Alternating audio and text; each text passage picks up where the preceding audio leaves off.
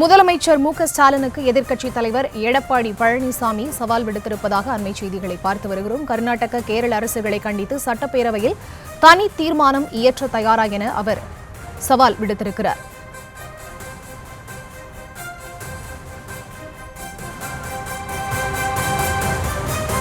தமிழ்நாட்டின் ஜீவாதார காவிரி நதிநீர் உரிமை குறித்து ஒரு தீர்மானம் கூட இல்லையே எனவும் அவர் கேள்வி எழுப்பியிருக்கிறார். இது தொடர்பான முழுமையான விவரங்களோடு இணைகிறார் செய்தியாளர் ராஜேஷ். அவரிடம் பேசலாம். வணக்கம் ராஜேஷ், இது தொடர்பாக இபிஎஸ் தெரிவித்திருப்பது என்ன விவரம்? வணக்கம். அதிமுக பொதுச் செயலாளர் எடப்பாடி பழனிசாமி தன்னுடைய சமூக வலைதளத்தில் பதிவு ஒன்றிட்டிருக்கிறார். அதில் பொதுவாக ஒரு ஆட்சிக்கான அடையாளமாக அந்த ஆட்சியில் நிறைவேற்றப்பட்ட மக்கள் நல திட்டங்களே திகழும். ஆனால் ஸ்டாலின் மாடல் திமுக ஆட்சியோ சட்டம் ஒழுங்கு சீர்கேடு, பறிபோன பெண்களுடைய பாதுகாப்பு, போதைப் பொருள் புழக்கம், எங்கும் எதிலும் ஊழல் என்ற குற்றச்சாட்டுகள் மட்டுமே நிறைவாக இருக்கிறது என்றும் அவர் குறிப்பிட்டிருக்கிறார். ஸ்டாலின் நன்கு உணர்ந்தே இருக்கின்றார் என்றும் அதனால்தான் கடந்த ஒரு மாதமாக தொடர்ந்து இவைகளை திசை திருப்பும் வரிசையாக நாடகங்களை அவர் அரங்கேற்றி வருகிறார் என்றும் அவர் குறிப்பிட்டிருக்கிறார். அது மட்டும் இல்லாமல் கலைஞர் கருணாநிதி காலத்தே டெக்னிக்கல் எல்லாம் இன்னும் மக்களிடம் செல்லுபடியாகும் என்று நம்புகிறீர்களா?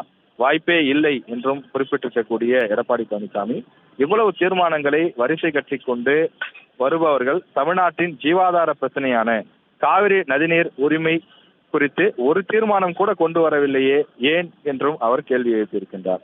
மேலும் கர்நாடக காங்கிரஸ் முதல்வர், துணை முதல்வர் உள்ளிட்டோருடன் பல கூட்டங்களில் கொஞ்சி குழாவி கொண்டிருக்கும் நீங்கள் ஒரு முறையாவது காவிரி குறித்து பேசியதுண்டா?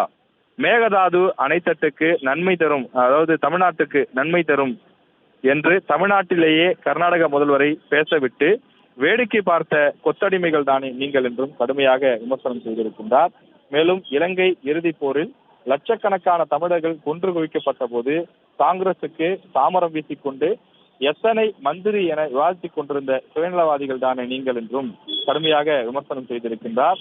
தொடர்ச்சியாக பல்வேறு விஷயங்களை குறிப்பிட்டிருக்கக்கூடிய எடப்பாடி பழனிசாமி அவர்கள் தொடர்ந்து முல்லை பெரியார் அணையில் தமிழ்நாட்டின் உரிமைகளை மதிக்காமல் செயல்படும் கேரள கம்யூனிஸ்ட் அரசை கண்டித்தும் அரசினர் தனி தீர்மானத்தை முடிந்தால் சட்டப்பேரவையில் கொண்டு வாருங்கள் பார்ப்போம் என்றும் சவால் எடுக்கக்கூடிய வகையிலே அவர் தன்னுடைய அறிக்கையை பதிவு செய்திருக்கிறார்.